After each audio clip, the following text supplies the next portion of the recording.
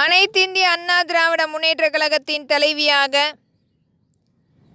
இந்திய தேசத்தின் தலைவியாக, நாளைய பிரதமராக, தமிழ்நாட்டில் முதல் பெண்மணி, தமிழ் பேசக்கூடிய பிரதமராக, என்னுடைய இலக்கு மருத்துவம், கல்வி இலவசமாக சமமாக அனைத்து மக்களுக்கும் கொண்டு போய் சேர்க்கக்கூடிய திட்டமாகவும், விவசாயம் மற்றும் தொழில் உற்பத்திக்கான விலை பட்டியல் மற்றும் கொள்முதல் செய்வதற்கான அங்கீகாரம், ஏழை எளிய மக்கள் அந்த 3 வேளை உணவருந்தவும், அவர்கள் தங்குவதற்குரிய வீடு அமைப்பு மற்றும் தொழில் சார்ந்த வேலை வாய்ப்புகள் அனைத்துமே முறைப்படுத்தும் சட்டமாக, விவசாய மக்கள் அனைத்து குடிமக்கள் அனைவருமே வருமான வரி பதிவு செய்து கொள்ள இலவசமான அமைப்பு, இங்கு தனிநபர் ஆதிக்கத்தை ஒழிக்கவும், பினாமி நிறுவனங்களை ஒழிக்கவும் இந்த முறைப்படுத்தும் சட்டம்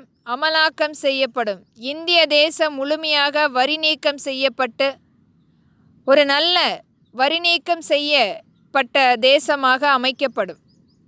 அது மட்டுமில்லை, 38 மாவட்ட ரீதியாக நிதிநிலை ஆய்வாளர் தணிக்கை பாதுகாப்பாளர் சட்டம் முறைப்படுத்தப்படும். இது தினமும் கிராம ரீதியாக, மாவட்ட ரீதியாக, நகர ரீதியாக இந்த நிதிநிலை ஆய்வாளர் பாதுகாப்பாளர் தணிக்கை முறைப்படுத்தப்படும். இதனால் வரவு செலவுக்குரிய அனைத்து அட்டவணை முறைப்படுத்தப்பட்டு மக்களிடத்தில் நேரடியாக அன்றைய கணக்கு முழுமையாக கொண்டு வந்து சேர்க்கப்படும். இதனால் ஒரு தனிநபர் ஆதிக்கம் மற்றும் ஊழல், லஞ்சம் அனைத்துமே ஒழிக்கப்படும். இன்றைக்கும் மக்களிடத்திலிருந்து நாம் எடுக்கப்படும் வரிகள் என்னவென்று சொல்லாமல் ஒரு மறைமுக எதிரிகளாக இன்றைக்கும் அரசியல் ரீதியாக செயல்பட்டு கொண்டிருக்கும் அனைத்துக்குமே இந்த சட்டம் முழுமையாக முற்றுப்புள்ளி வைக்கப்படும். மக்களிடத்திலிருந்து, விவசாய மக்களிடத்திலிருந்து அல்லது தொழில் சார்ந்த பொருளுக்குரிய விற்பனை சார்ந்த கொள்முதல் சார்ந்த அனைத்துக்கும் இந்த நிதிநிலை ஆய்வாளர் தணிக்கை பாதுகாப்பாளர் சட்டம் முறைப்படுத்தப்படும்.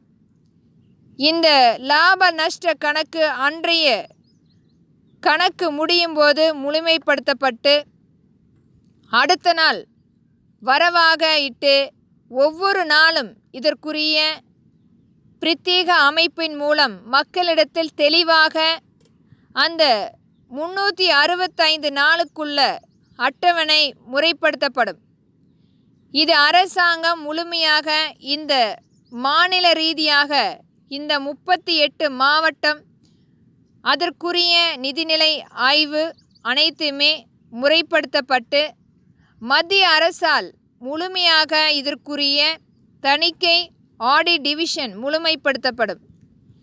இனி வரும் காலங்களில் ஒரு தனிநபர் ஆதிக்கமாக, அரசியலாக இங்கு எண்ணற்ற கொள்ளைகள் தடுக்கப்படும் என்பதை இங்கு பதிவிடுகிறேன்.